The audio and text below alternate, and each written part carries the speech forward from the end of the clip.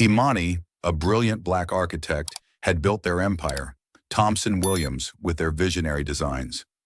Mark, her charming white husband, sold her genius but envied it. Chloe, the ambitious designer, stole Imani's dreams for her own. In this glass-walled stage, Imani wasn't a betrayed wife. She was a force, dismantling their deceit with precision. Share your thoughts, time, and place of reading in the comments below. The champagne stung Imani Williams' throat, sharp and cold, as she tilted the flute to her lips. Her smile held steady, a practiced curve, as cameras flashed around her and Mark Thompson, her husband, at the Chicago Annual Architecture Awards. Their fingers entwined, his grip firm, hers deliberate, while the crowd buzzed with praise for Thompson Williams, their firm-crowned firm of the year. Her navy gown clung to her frame, silk whispering against her skin. But it was the weight of his arm around her waist that felt like a blueprint drawn in haste, its lines already fraying. "You know, without your brain, I'd just be a suit with a smile," Mark murmured, his breath warm against her ear, his voice laced with charm that didn't reach his eyes. Imani's lips twitched upward, but her chest tightened. She knew that tone, half compliment, half confession. He needed her genius, her designs that turned glass and steel into poetry, to keep their empire standing. But lately his words carried an edge, like a draftsman's pencil pressed too hard, threatening to tear the page. She let her gaze drift across the ballroom, catching the glint of chandeliers, the clink of glasses, the low hum of ambition. Her mind, trained to spot flaws in any structure, snagged on the details. Mark's late-night meetings, his sudden praise for Chloe Sanders. The young interior designer with a sharp eye and sharper ambition. "Chloe gets our vision," he'd said at last week's board meeting, his hand lingering too long on her portfolio. Imani had nodded then, her face a mask, but the memory now coiled in her gut like rebar left to rust. Back at their penthouse overlooking Lake Michigan, the air turned heavy, the city's skyline a silent witness beyond the floor-to-ceiling windows. Mark shed his tuxedo jacket, his phone already in hand, thumbs dancing across the screen. "Just a few emails, babe," he said, not looking up, his voice casual as a tossed blueprint. Imani stood by the window, her reflection a ghost against the dark water, her fingers tracing the edge of her wineglass. The penthouse, her design, every angle a testament to her precision, felt like a cage tonight. "You've been distant," she said, her voice low, testing the air. Mark's eyes flicked up, then back to his phone. "Work's insane. You know how it is." Her jaw tightened, a faint pulse at her temple. She wanted to press, to demand, but the architect in her held back, calculating. Instead, she retreated to her home office, the click of her heels on the hardwood a metronome to her thoughts. Sleep wouldn't come, not with that pulse in her veins, that instinct screaming something was wrong. She opened her laptop, the screen's blue glow harsh against the dark, and pulled up the 3D renderings for the boutique hotel project Mark had handed to Chloe. Her breath caught. There, in the virtual lobby, was a double helix staircase, a ribbon of steel and glass suspended midair, lit by delicate LED threads. It wasn't just a design, it was hers. A sketch from her private notebook, shared with Mark one rainy night years ago, when they'd lain in bed dreaming of their forever home. Her fingers froze on the trackpad, her heart a hammer against her ribs. This wasn't a mistake. This was theft, not just of her work, but of her trust, her dreams, her soul. She clicked the laptop shut, the sound sharp as a guillotine in the silent room. No tears came.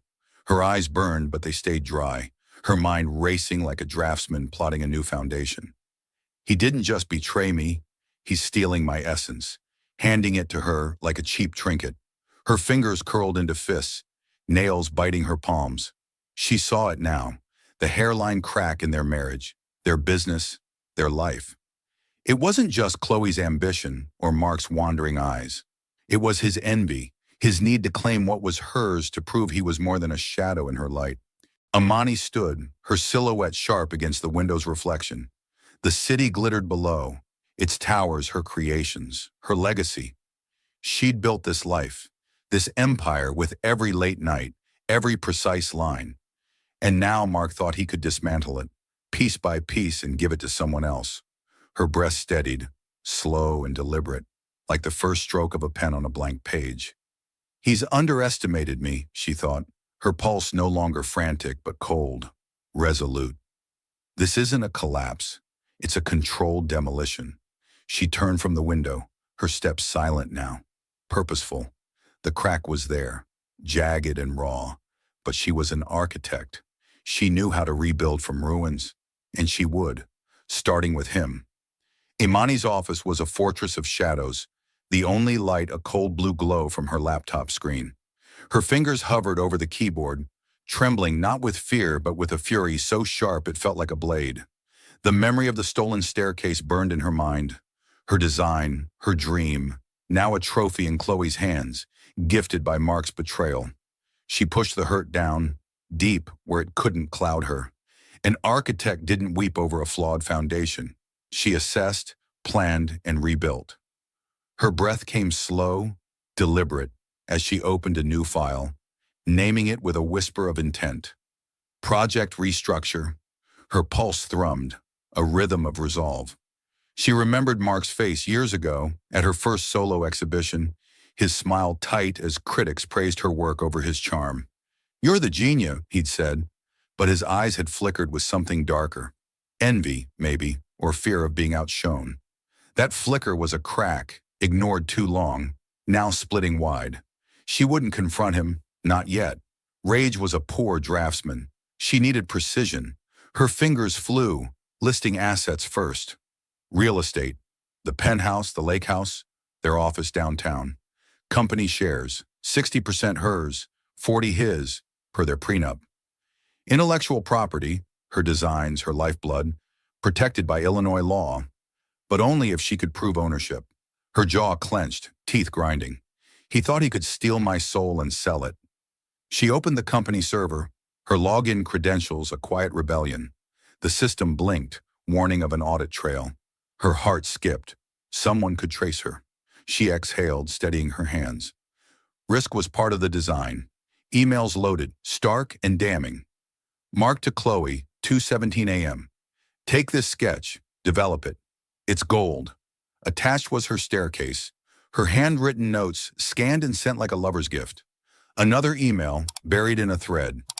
Consulting fee, $10,000 wired to CS Designs. Imani's lips curled, a bitter smirk. CS Designs, Chloe's shell company, funding her sleek River North apartment. The numbers didn't lie, but they cut deeper than any whispered affair. He's not just cheating, he's profiting off my mind. She copied the files to a private server, her movements swift, silent, like laying rebar in the dark. Her phone buzzed, a late-night call from her old friend Nia, a lawyer who'd seen her through college heartbreaks. Imani hesitated, then answered, her voice low. "Nia, I found something. It's bad." "Talk to me," Nia said, her tone soft but firm, a lifeline in the dark. "He's stealing my designs, giving them to her." Imani's throat tightened, the words acid. "It's not just betrayal, it's theft." Nia's silence was heavy then. "You're not alone, Imani, but don't let this break you. Plan it out. You're smarter than him." Imani nodded, though Nia couldn't see. "I'm not breaking, I'm building." She hung up, her resolve hardening like concrete. She dialed Olivia Vance, Chicago's sharpest IP lawyer, leaving a coded voicemail. "I need a consultation, urgent. It's about protecting my work." Olivia's reply came at dawn, crisp and promising. "Meet me tomorrow. Bring everything." Imani leaned back, her chair creaking in the quiet. She opened their prenup, her eyes scanning to clause 37B, a line she'd insisted on years ago. Any ethical or financial misconduct harming the firm's reputation or assets triggers immediate suspension of partner privileges, pending board review. Mark had laughed, called it paranoid. Now it was her weapon. Her fingers traced the paper, the ink a vow she'd kept to herself. A noise. Mark's footsteps in the hall. Her heart lurched, but she closed the laptop, the screen's light fading like a doused flame. He knocked, voice muffled. "Imani, you up?" She didn't answer, her silence a wall. He lingered, then retreated, his steps fading.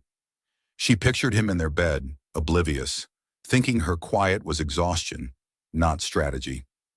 He doesn't see the blueprint, she thought, her nails digging into her palms. He doesn't know I'm redesigning his ruin. She stood, her reflection faint in the office window. The city's skyline a map of her triumphs. Chloe's ambition, Mark's envy, they were flaws in a structure she'd trusted too long. Now she'd reinforce it, starting with the truth. Her fingers twitched, itching to draw, to plan, to destroy with the same precision she used to create. This wasn't a divorce. It was a takeover, and she was the architect of its every line. Imani's pulse beat like a metronome, steady but quick, as she stood before her closet, the navy pantsuit hanging like armor. Her fingers grazed the tailored wool, its texture grounding her. She hadn't slept, not after unearthing Mark's betrayal, but her eyes were clear, her mind a steel frame. The penthouse was silent, Mark still asleep, unaware of the trap she was drafting. She saw it now, a confrontation, not in their home where he could twist words, but in public, where his charm would falter and her precision would shine. The glass box, that sleek all-glass cafe where Chicago's design elite gathered, was perfect. She knew Mark and Chloe met there. Their work lunches, a flimsy cover. Her lips pressed tight, a flicker of pain beneath her resolve. They think they're building something. I'll show them a collapse. She sat at her desk, the city's dawn light casting sharp angles across her face. Her fingers danced over her laptop, crafting an email to her assistant, CC'd to Mark. Reserve a quiet table at the glass box, 3 p.m. Friday. Meeting with Sterling Group reps for their new skyscraper. Confidentiality required. Her heart thudded as she hit send, the lie a calculated lure.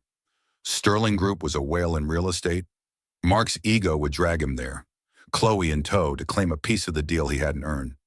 She leaned back, her breath shallow, picturing their faces when she'd unveil her hand.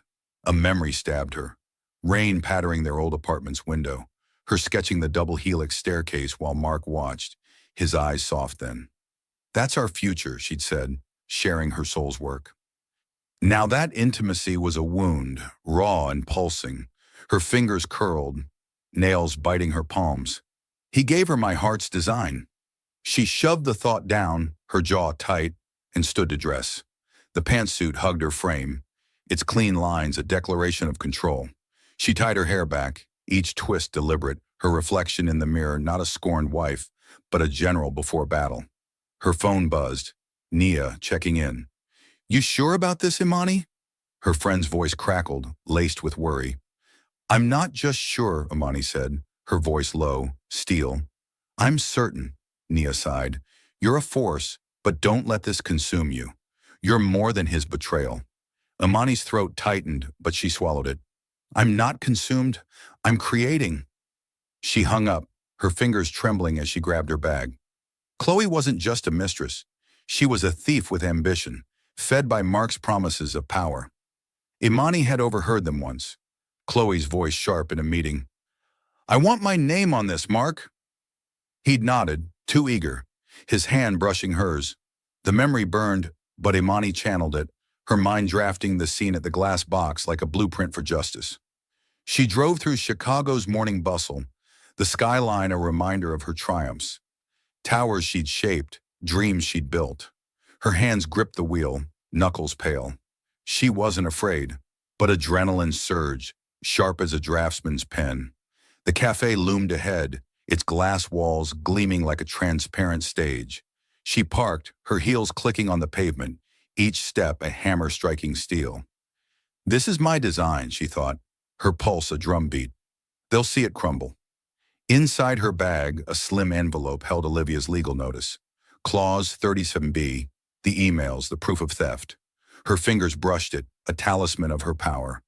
She pictured Mark's smile faltering, Chloe's confidence cracking. But beneath her resolve, a whisper lingered. What if he begs? What if he tries to explain? Her chest tightened, a hairline fracture in her armor. She shook it off, straightening her spine. No apologies can rebuild what he broke. She stepped toward the cafe's entrance, the glass door catching her reflection. A woman not of vengeance, but of purpose. Her hand rested on the handle, cool against her skin. The trap was set, the lines drawn. Mark and Chloe thought they were players in her world. Today she'd show them they were only flaws in her design, soon to be erased.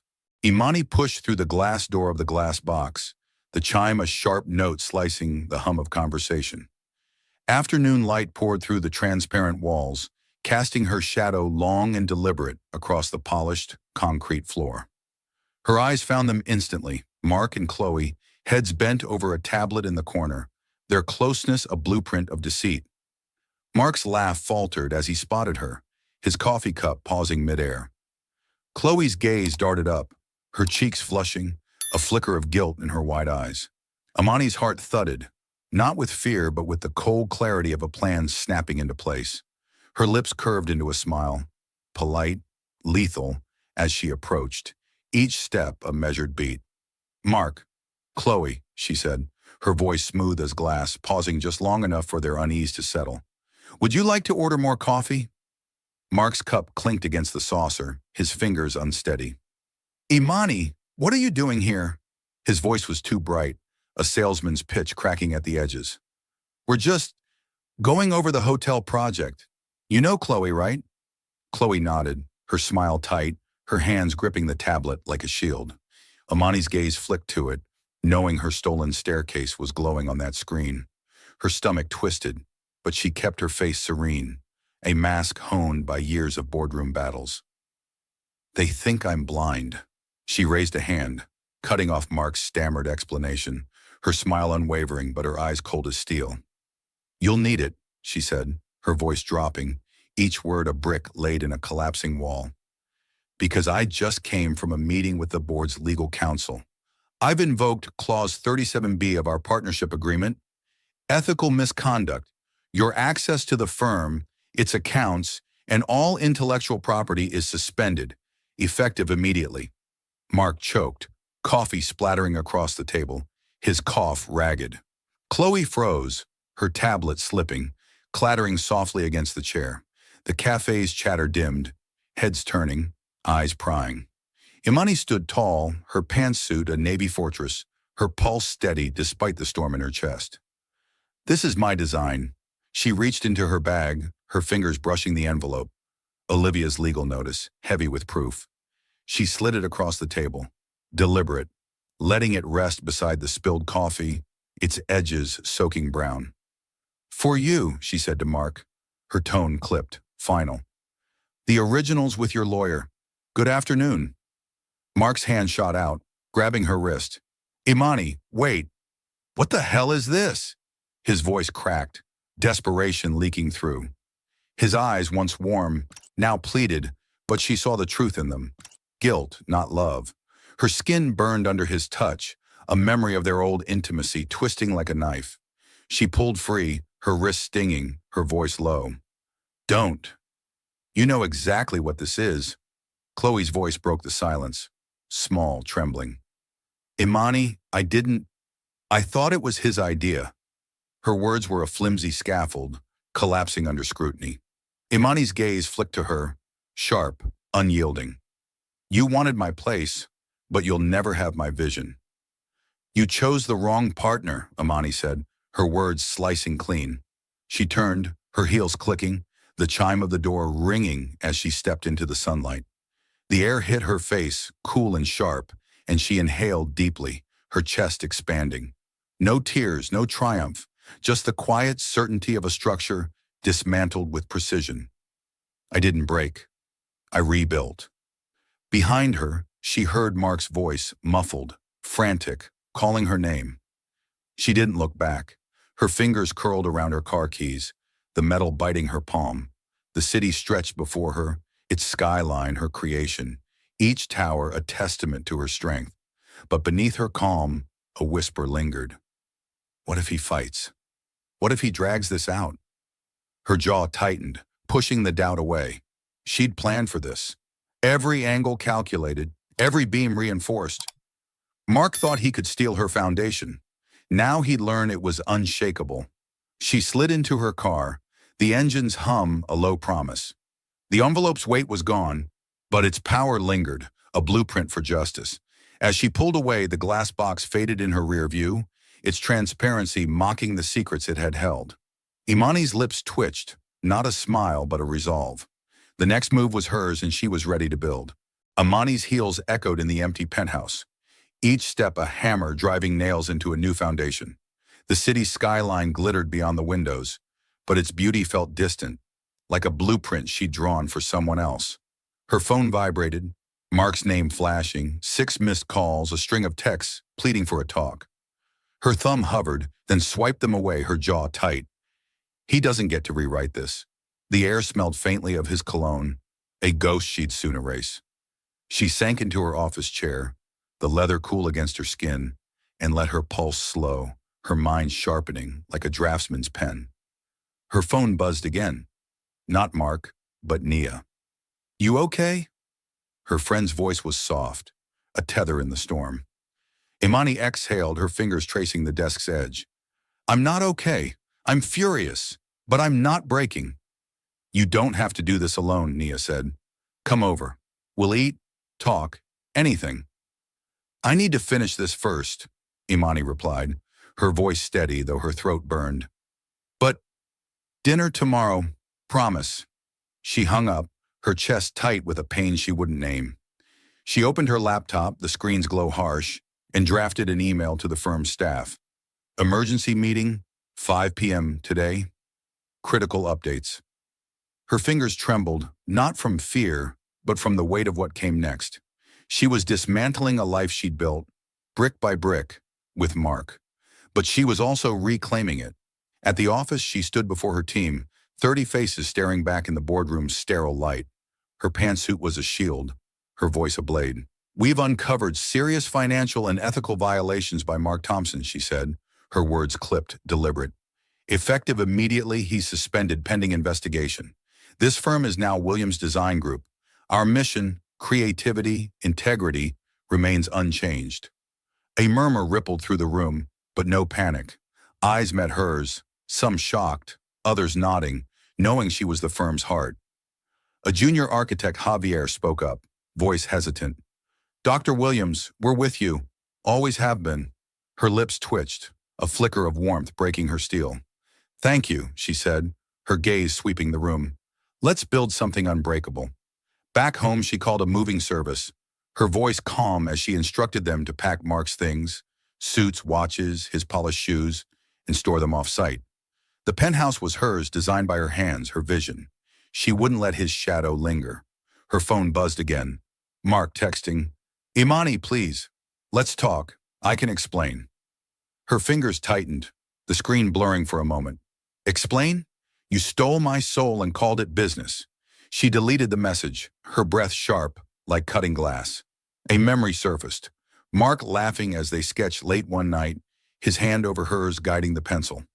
"We're unstoppable," he'd said. Now that laughter was a lie, his touch a theft. Her chest ached, a hairline crack in her resolve. But she pushed it down.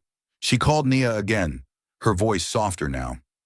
"I hurt, Nia, more than I thought I would." "You're human," Nia said. "Feel it, but don't let it own you. You're stronger than this." "I know," Imani whispered, her fingers brushing her cheek, dry but burning. "I'm building a fortress." By dusk, the movers arrived, their efficiency a quiet violence. Mark's closet emptied, his presence stripped away. When they left, the penthouse felt lighter, but her heart didn't. She stood by the window, the lake's dark expanse reflecting her silhouette. A knock came.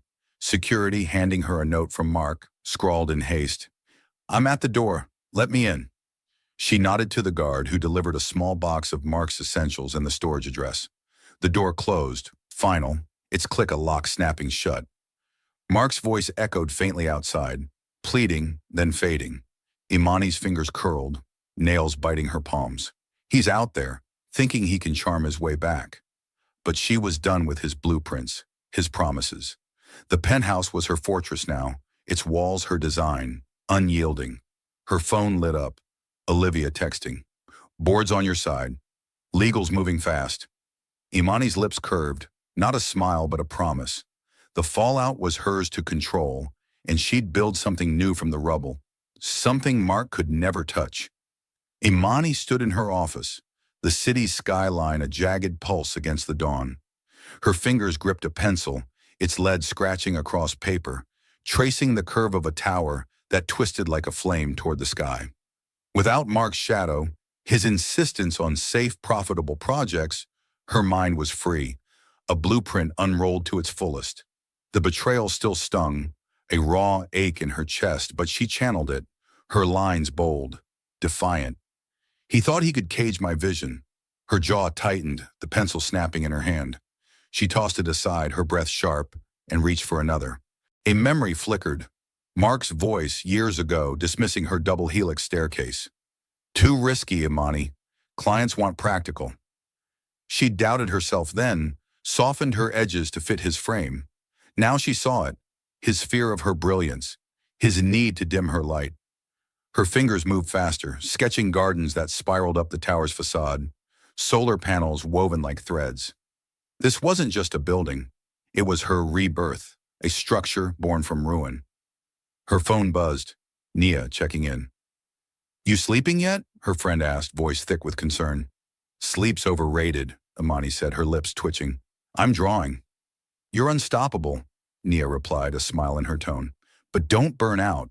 You're more than your work. Imani's throat tightened, her fingers pausing. I know. I'm finding balance. She hung up, her eyes burning, not from tears but from the hours spent sketching.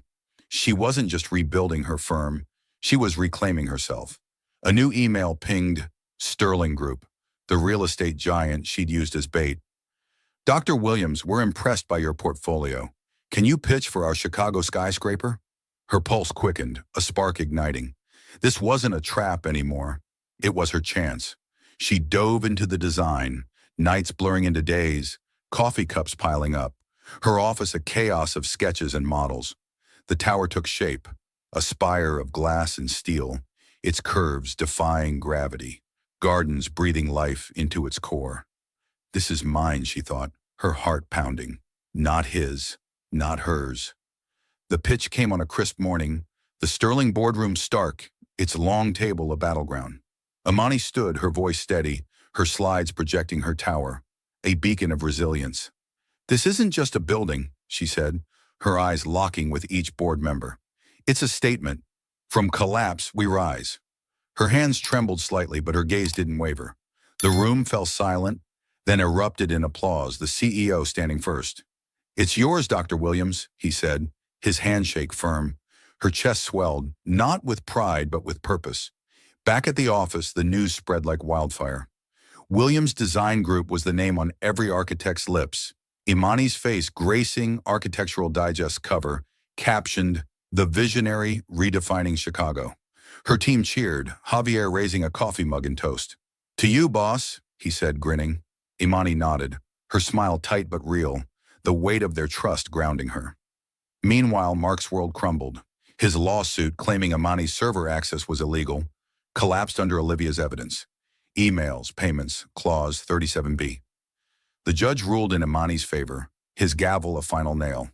Chloe, fired for complicity, vanished from the industry, her name a cautionary tale. Imani didn't gloat. She didn't need to. They built their own ruin.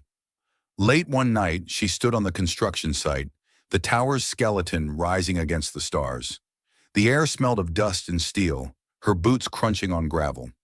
A memory hit, Frank Lloyd Wright's Taliesin, rebuilt after betrayal and fire.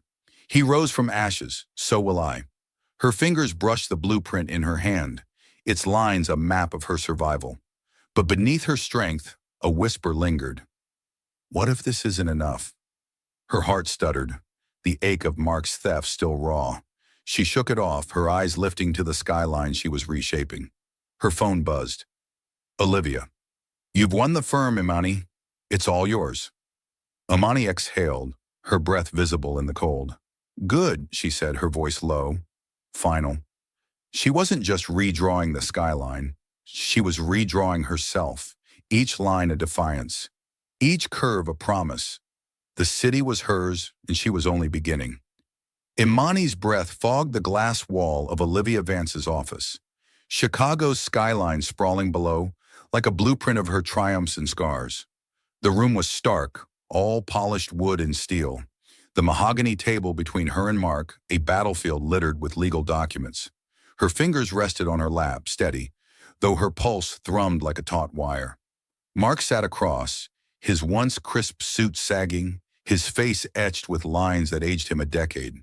His eyes, once bright with charm, now darted, pleading, a man clinging to a collapsing scaffold. Imani's chest tightened, not with pity, but with the weight of endings, her heart a bruised foundation still standing.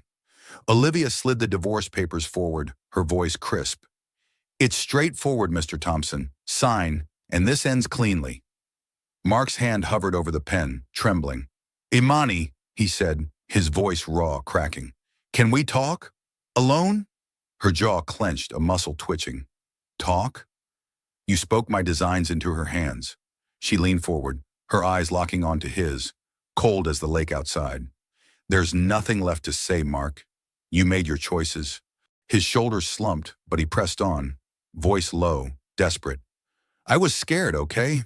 You were too much, too brilliant. I felt like nothing next to you." His words hung heavy, a confession ripped from deep. "I thought if I controlled the ideas, I'd matter." Imani's nails bit into her palms, the pain grounding her. "You didn't just betray me, you envied me." A memory flashed, his hand over hers sketching their first project together, his laugh warm then. Now it was ash. "You didn't have to steal," she said, her voice low, sharp as a draftsman's blade. "You could have built with me." He flinched, eyes dropping to the papers. Olivia tapped the table, impatient. "The evidence is ironclad, Mark. Emails, payments, Clause 37B.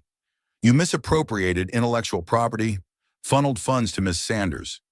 Illinois law splits marital assets equitably, but your misconduct voids your claim to the firm." Mark's hand shook, the pen slipping from his fingers, clattering softly. Imani watched, her heart a storm held back by steel. She remembered their wedding, his vows promising partnership, now broken like a flawed beam. "He thought he could dismantle me." She reached for her pen, her movements deliberate, signing her name with a flourish. Bold, elegant, unshakable. The ink gleamed, a final line in her design. "Your turn," she said, sliding the papers to him, her voice steady but edged with ice. Mark stared at the page, his breath uneven. "Imani, I'm sorry," he whispered, his voice breaking. "I loved you. I still—" "Don't," she cut in, her tone a wall, her eyes burning. "Love doesn't steal. It builds." She stood, her chair scraping softly, her silhouette sharp against the glass. "Sign it, Mark, or the court will." He grabbed the pen, his hand unsteady, scrawling a signature that looked like a wound, jagged, faint. Imani's chest loosened, not with relief but with closure, like a door locking shut. Olivia gathered the papers, her nod to Imani brief, approving. "It's done," she said. "The firm's yours, Dr. Williams. Full control." Imani nodded, her throat tight. She turned to leave, her heels clicking, each step a hammer driving nails into a new foundation. Mark's voice followed, faint, broken. "Imani, please." She didn't pause, didn't turn. The door closed behind her, a soft thud sealing him out. Outside, the city hummed, its pulse hers. Her phone buzzed. Nia texting, "You good?" Imani's fingers hovered, then typed, "I'm free." Her lips curved, not a smile but a spark, a promise to herself. The skyline stretched before her, towers she'd shaped, dreams she'd reclaimed. But a whisper lingered. "Will this heal the ache?" She pushed it down, her jaw tight. "I don't need to heal. I need to create."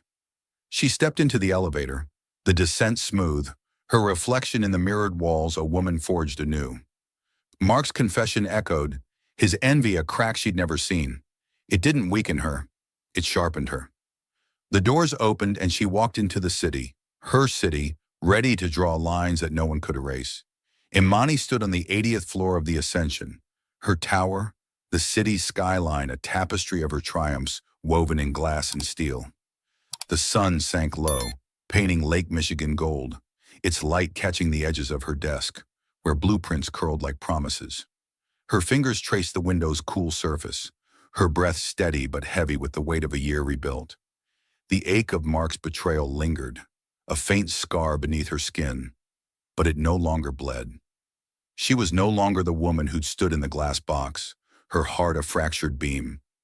Now she was the architect of her own horizon, unyielding. Her office was a sanctuary, its clean lines her design, every angle a defiance of the past. She closed her eyes, the hum of the city faint through the glass. A memory stirred. Frank Lloyd Wright's Taliesin, reborn from fire and betrayal, its scars part of its strength. I'm not so different, she thought, her lips twitching. Not quite a smile. The pain of Mark's theft, Chloe's ambition, had carved her, but it hadn't broken her. It had taught her to build on a foundation of trust in herself. Her phone buzzed, Nia's voice breaking through. You in that tower again? Dreaming too big? Her friend teased, warmth softening the words. Imani's laugh was soft, real. Always. But I'm grounded, Nia. Thanks to you. You grounded, Nia snorted. You're a skyscraper girl. Just don't forget to live a little. Imani's throat tightened, her fingers curling. She'd started therapy after Nia's gentle prodding, unraveling the knots of anger and loss. It hadn't erased the scar, but it had taught her to carry it. I'm living, she said, her voice steady. Promise. She hung up, her gaze drifting to the lake, its waves a rhythm of renewal. The past year had been a crucible. Mark's lawsuit crushed, Chloe's name erased from the industry. Williams' design group now a beacon for visionaries. Her face on Architectural Digest wasn't just a cover, it was a declaration. Yet beneath her strength, a whisper lingered. Is this enough? Her chest tightened, the question a crack she couldn't quite seal. She pushed it down, her jaw firm. It's enough for now. A new buzz. Her assistant, voice crisp. Dr. Williams, Louvre Abu Dhabi on the line. They want to discuss a new exhibition wing. Imani's pulse quickened, a spark igniting. Her fingers brushed the blueprint on her desk, the tower's lines a map of her resilience. Put them through, she said, her voice clear, commanding. She turned to the window, the city's lights flickering to life. The call connected, a voice accented and eager. Dr. Williams, your work on the Ascension is extraordinary. We'd like you to design our next wing, a space that breathes culture, history, future. Her heart swelled, not with pride, but with purpose. Tell me your vision, she said, her pen already moving, sketching arcs that felt like wings. The conversation flowed, her mind alive, weaving ideas that stretched beyond Chicago, beyond the pain of a year ago. Mark's shadow was gone, his envy a faded blueprint she'd torn apart. Chloe's ambition, once a threat, was now a footnote. Imani was the story, her designs the words. As the call ended, she stood, her reflection sharp in the glass. A woman not of vengeance, but of creation. The skyline glittered, each tower a piece of her soul, her strength. She thought of Nia's words, of therapy's quiet lessons. You are enough. Her lips curved, a true smile, small but fierce. The scar of betrayal was there, but it was part of her design now, a reminder to build with care, to trust with caution, to create without limits. She turned from the window, her heels clicking softly, the sound of promise. The Louvre project was a beginning, not an end. The world was waiting, its horizons hers to shape. Her fingers itched to draw, to build, to leave marks no one could steal. This is my foundation, she thought, her heart steady, her eyes bright, and it's unshakable. And that wraps up today's story. Now we want to hear from you. Where are you watching from? Drop your city or country in the comments, and let's see how far these stories reach. If this story moved you or gave you chills, give it a like, share, and subscribe for more powerful stories. One last thing, rate the story from 1 to 10 in the comments. Your feedback helps us bring you even better ones next time. Thanks for watching. We appreciate you being part of this storytelling journey.